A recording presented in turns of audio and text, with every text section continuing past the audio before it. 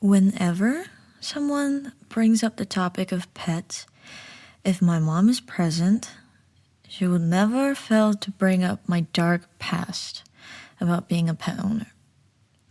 She likes to call me, quote unquote, animal killer, which hurts me to my core, but I can't deny the fact that I've had some pretty bad luck with my animals in the past.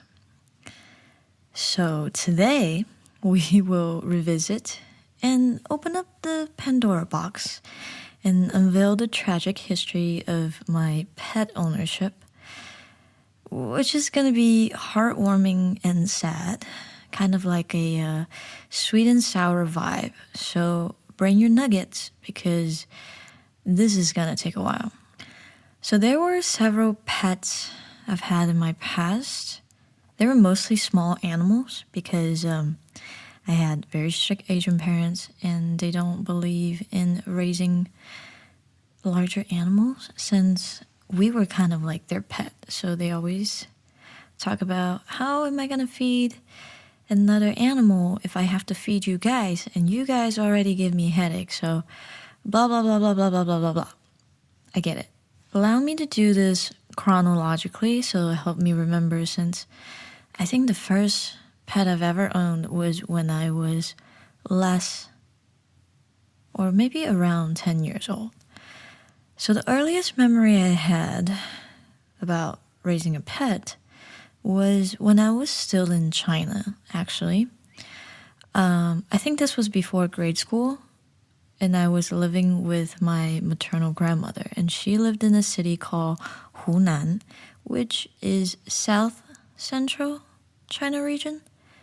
I'm not expecting you to know because I didn't even know, and I had to Google Map to find out where exactly it was. I just knew that we resided in the south, but I didn't know where. But if you are a Chinese food enthusiast, you've probably heard of like Hunan cuisine or like Szechuan cuisine. It's kind of like in that area. As far as Hunan cuisine, I don't know where Szechuan is, which I should be ashamed since I'm Chinese. However, I digress. Going back to my pet history, right? I was living in Hunan with my grandmother, and I had to leave her house when I moved down to another city, another province called Guangzhou to study for school. But when I was living in her house, she bought me these two, I believe they're called Brazilian red-eared slider turtles. It's a marking on the side of their neck. I'm pretty sure if you've ever seen a turtle, you'll recognize this breed. But she had two turtles. She gave me two turtles as playmates. I don't even know what the occasion was, but she gave me two turtles and I was playing with them when I was spending time at her house. And when I moved down to Guangzhou to start grade school, apparently, since no one's watching them anymore, when I was around, I was always watching the turtles and play with them. Because they were not under supervision, apparently they crawled out of the bowl that they were kept and they got lost and were never found. So that's what happened to my very, very, very first pet/pets, right? Moving on. Now I am in early grade school, right? That was when I had another Brazilian red-eared turtle. What had happened was, since I was the only child, my parents divorced when I was very young. I was only living with my dad. So it's only natural for me to crave companionship. I wanted, siblings, but I can't really have them. So I turned to pets instead. And turtles were super easy to care for. And they're literally $20, 20 yuan. And that was very, very cheap at the moment. So I convinced my dad to get me a Brazilian red-eared turtle, and that was my best friend for the longest time. And as time goes by, I noticed that on the shell of my turtle, it was beginning to grow some moss, which is a natural thing, except I didn't know back then.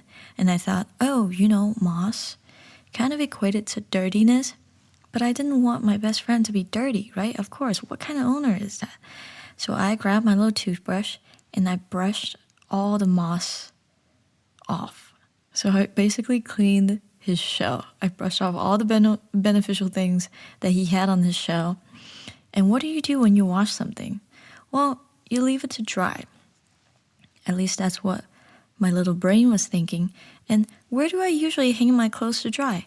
Oh, by the window. So what did I do? I brought my turtle to the window and I left them there to air dry. The next morning, I woke up and I walk over to my window to check if my turtle was done air drying. My turtle was gone. I looked everywhere within our little condo and he was nowhere to be found. So the only other possibility of where my turtle had gone was straight out the window, down to the lawn that we had. It's graphic. It's brutal. I hope your mind didn't even wander there, and I'm just putting a stop sign right there. My turtle had left through the window into another dimension. And that was a lesson to be learned. At the expense of my poor, poor turtle. Then I got a little older. Hopefully matured a little bit more. I think it was around 3rd grade or 4th grade. It was during summer break, and I usually spend my break at my paternal grandma's place called Guangxi, which is a province west of Guangzhou. And that place had beautiful sceneries. It had beautiful lakes and mountains, and it was a fantastic place to spend the summer break. So while I was staying there, I basically did everything with my grandma. And she would always go exercise and then go to the market, get food, and then she'll go play mahjong and all the things that an old lady would do. And when I went to the market with her, I saw there were a lot of livestock there. And I saw a rabbit at the entrance of the market. It was a white rabbit with red eyes, and it costed, once again, $20. And the rabbit just triggered something in me. I guess it was the memory of having a turtle as a companion. I wanted a pet again. So I basically just stay there when my grandma went to buy grocery. And I stayed there when she was done. And she's like, you really want this rabbit, don't you? And I was like, yeah, I really do. Can I please have it? And after, begging for some time, she finally gave in and bought that white rabbit for me. So I was ecstatic because I've never had a rabbit before. A rabbit is just so much different than a turtle. It doesn't really have a hard shell. It has a lot of fur. It's a little bit furry. It's very cuddly. It's a lot faster. So it requires more energy for me to keep up. And I just feel more energized being around a rabbit. It's like exploring something you've never done before. Of course, it brings me great joy. I would walk my rabbit every afternoon in the grassy area behind our condo. And I just spend a lot of time hanging out with my rabbit and really bonding with he or she. But summer break was ending soon. And what do you miss the most when your break is over? Well, first of all, playtime. And also for me were the friends that I made while staying at my grandma's place. So one night we had promised to all hang out together by the river. So I went. And when I came home, I had this urge to go to the bathroom, right? So I opened the bathroom door, and there was my grandma sitting on a little stool with my rabbit in the red bucket of hot water. And she's just holding her by the ears. And I was so terrified walking into this scene because at the moment, my brain had to process everything within the second that I saw it. My brain just went into overdrive. I was horrified. I was also very, very, very, very, very, very shocked. And I was really upset. I didn't understand why it was necessary for her to do that. And I saw my rabbit as a pet. But my grandma said, since summer break was over, no one would take care of it because I'm leaving. So they decided to be resourceful and turn it into a freaking meal. I just remember that I was so upset. I had a silent but sort of useless protest and didn't eat anything that day just to mourn for my friend, right? How unbelievable is that? They cooked my rabbit. And that broke my trust. I trusted you with my pet, and now you're just gonna cook it because I'm gonna leave? It didn't really click in my brain. And around the same time, I believe it was the same time, as I mentioned, I was staying alone with my dad in the city where I went to school. And my dad is actually an athlete. So his current occupation was a coach and sometimes a judge, depending on, what sort of competition he's going to. So I would accompany him to travel to different cities at times. During that period, he bought me a smaller Brazilian turtle that was the size of my tiny palm. Like, it didn't grow, it just stayed that size. So I would travel with him during competition season, and I was usually left on my own when he's busy on the floor coaching or judging or he's out on meetings. And I would always keep my tiny turtle in my pocket or in like a small paper cup with some tissue stuffed inside. Like, I was always holding it. We once got into a car accident. My dad was turning left, and he got T-boned. And we got wrecked pretty bad to a point. All I remember was I was holding my turtle, and then it was just a blur. And when they were towing the car away, I noticed that my turtle was gone. And I told him, Dad, my turtle's gone. And he crawled back into the car and tried to find it for me. And apparently my turtle was like stuck underneath the seat, but he was alive. He was fine. So I had him for a while, and I really thought that I would have him for a long, long time.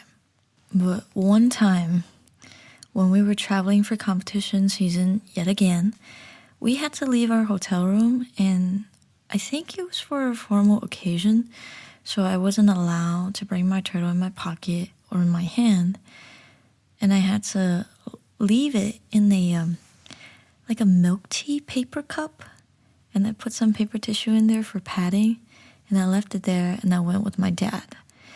When the event was over, and when we came back to our room, we realized that everything was cleaned. The janitors had threw it away, thinking it was trash.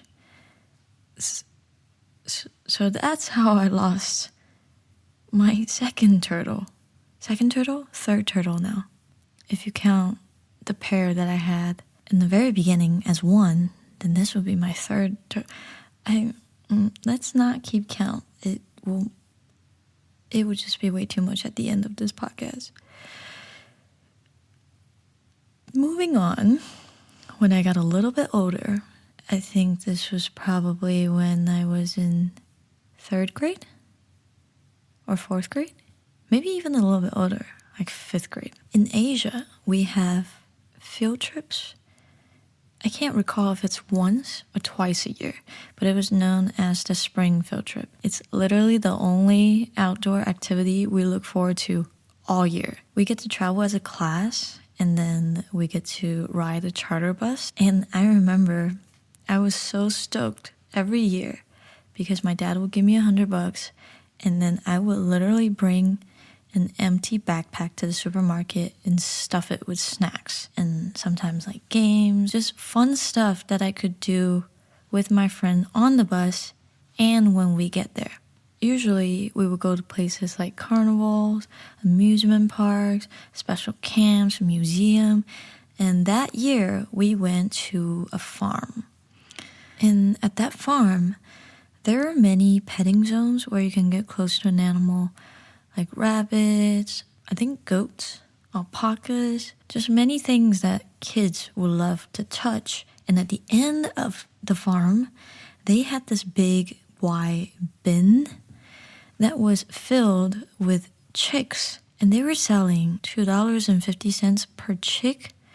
And of course, I got two because that would be $5 even, and I don't need to keep any change. And at that time, since I was still in school, I was living in the city with just my dad. So I raised my chickens in a small cardboard box and fed them leftover rice that I had every night. I would put them in the box that I was raising them, and I would take them down the elevator and give them outdoor time on the lawn beneath the condo. And I would have to catch my chickens and put them back in the box and then go back upstairs. And this was the longest time I've spent with a pet. So long that they grew from tiny chicks to mature Popeye swole chickens. My dad was seeing a doctor for some kidney conditions that he was suffering, and my paternal grandparents traveled up here to take care of me. You already know where this is going when my grandparents are involved. I came home after school one day, and one advantage of having my grandparents over was that I had warm meals to come home to. And that night, we were having kung pao chicken. The chicken itself was sweeter than usual. I was really confused on where they got this high quality meat. Like, why did it taste different? Well, it tasted different because those were my damn chicken. They cooked my babies and turned it into kung pao chicken. Do you see a trend of why I have trust issues? Anyways, now that I'm done with shading my grandparents, let's shift the blame back to me. I don't remember exactly what grade I was when this happened anymore. It's just too painful to remember. I was constantly stuck in the cycle of wanting to raise a pet. I want a companion because I was alone and my dad was too busy. So when I was in grade school, I had to take a metro bus to go to school and then ride the subway train to my dad's work, which was at an arena with a sports team. Now the differences between subway stations here and subway stations in China or Asia in general was that, should I say we, because I'm Asian from China. Anyways, we had a lot of stores down there. They would have clothing stores, food stands, stationery stores, and pet stores. And guess where I stopped at the most? McDonald's and pet stores.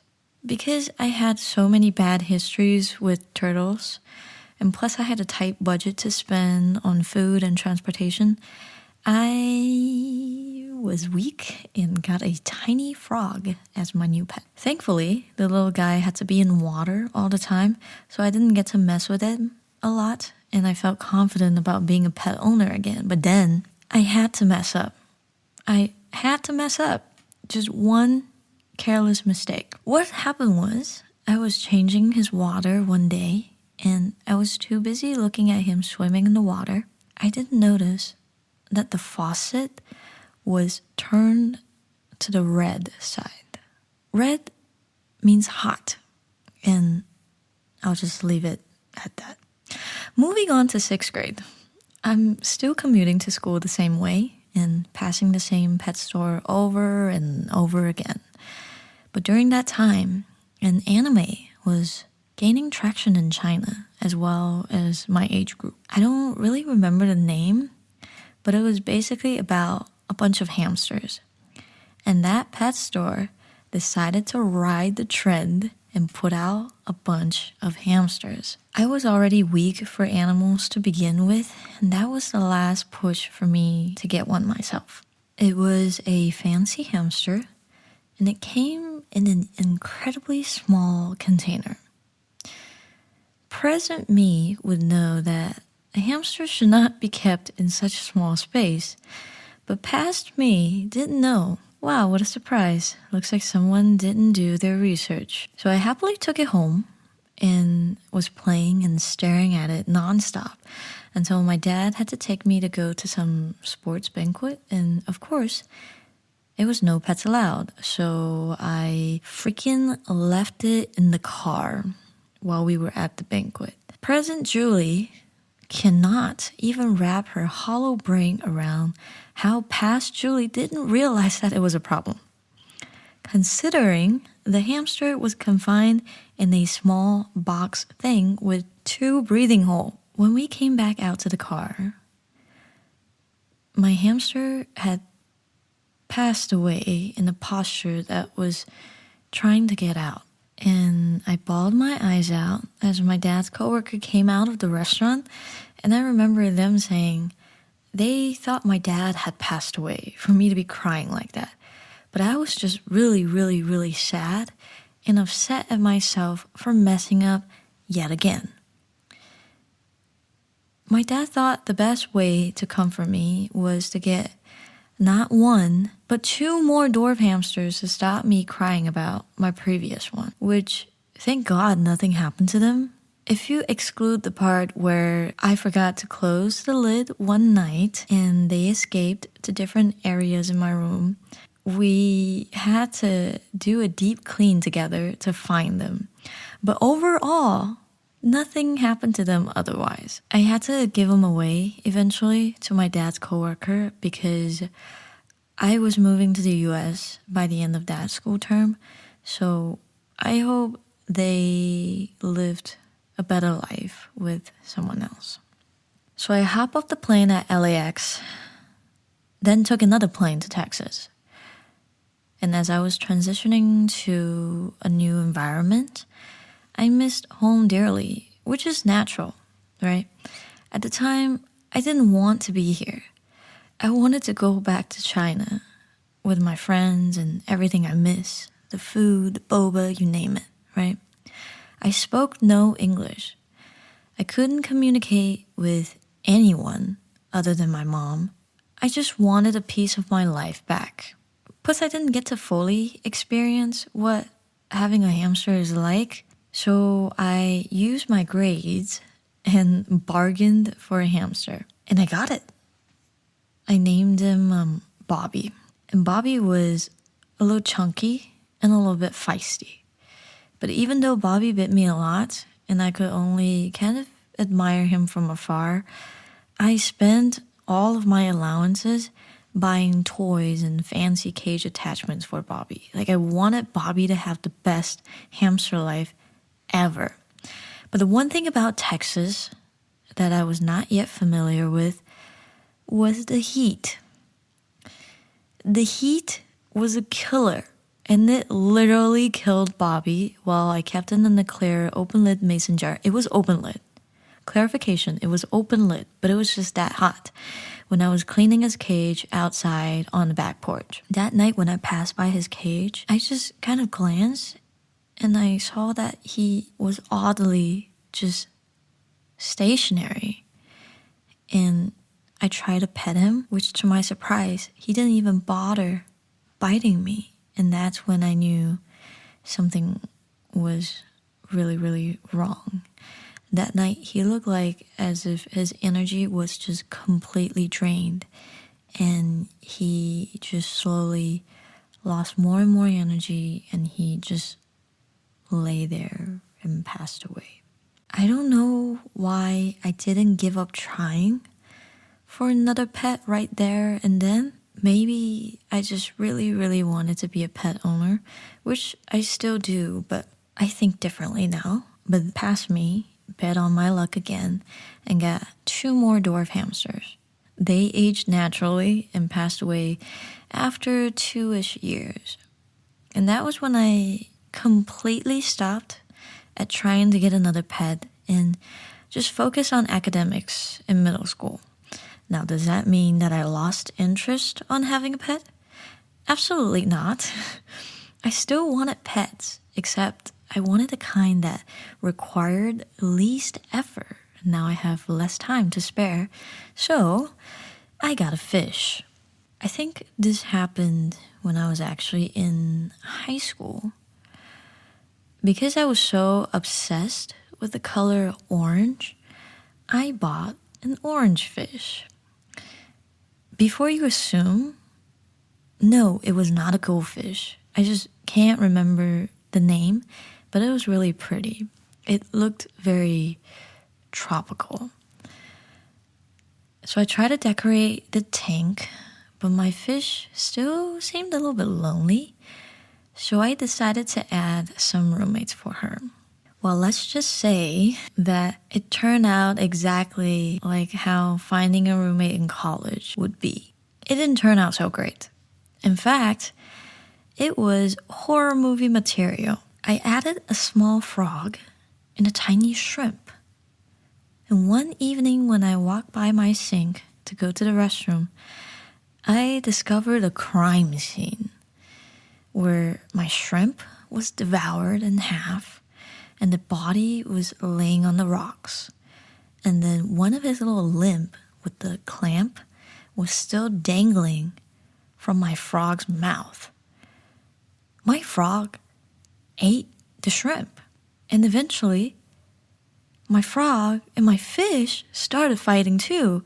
And things just got really ugly. Basically, the same thing applied to this scenario as well, and it ended that way.